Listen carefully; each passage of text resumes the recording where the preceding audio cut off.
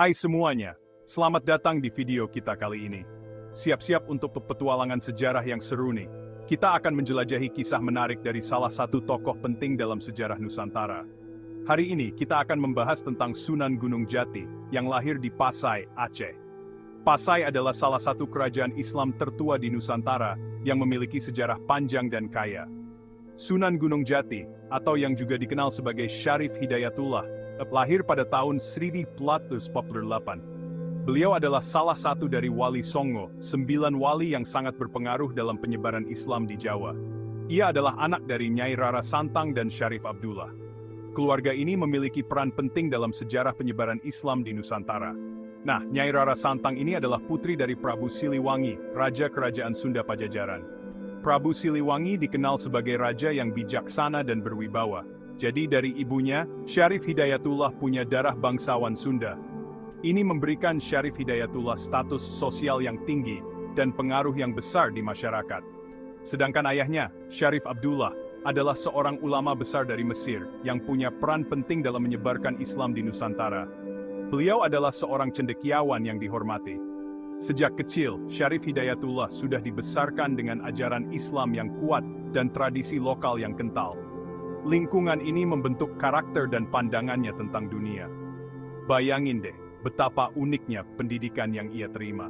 Ia mendapatkan pendidikan yang menggabungkan ajaran agama dan tradisi lokal. Sebagai anak seorang ulama dan bangsawan, Syarif Hidayatullah punya kesempatan untuk belajar banyak hal.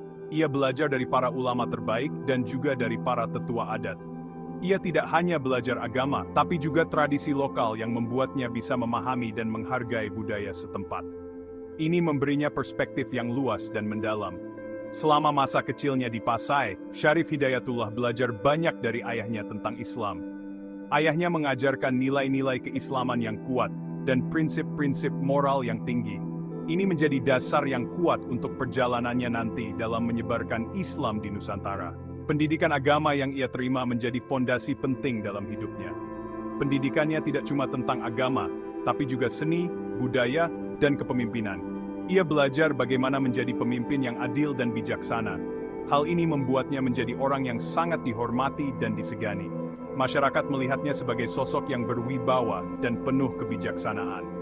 Setelah dewasa, Syarif Hidayatullah melanjutkan perjalanannya ke Cirebon, dan di sana ia dikenal sebagai Sunan Gunung Jati. Cirebon menjadi pusat kegiatannya dalam menyebarkan Islam. Di Cirebon, ia memainkan peran penting dalam menyebarkan Islam dan membangun masyarakat yang adil dan sejahtera. Ia mendirikan berbagai lembaga pendidikan dan keagamaan. Kisah hidupnya menjadi inspirasi bagi kita semua tentang pentingnya pendidikan, keberanian, dan dedikasi untuk mencapai tujuan yang mulia. Terima kasih sudah menonton. Semoga kisah ini memberikan kita semua inspirasi untuk terus belajar dan berbuat baik.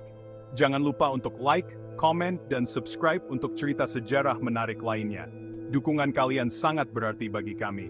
Sampai jumpa di video selanjutnya. Tetap semangat dan teruslah mengeksplorasi sejarah yang kaya dan menarik.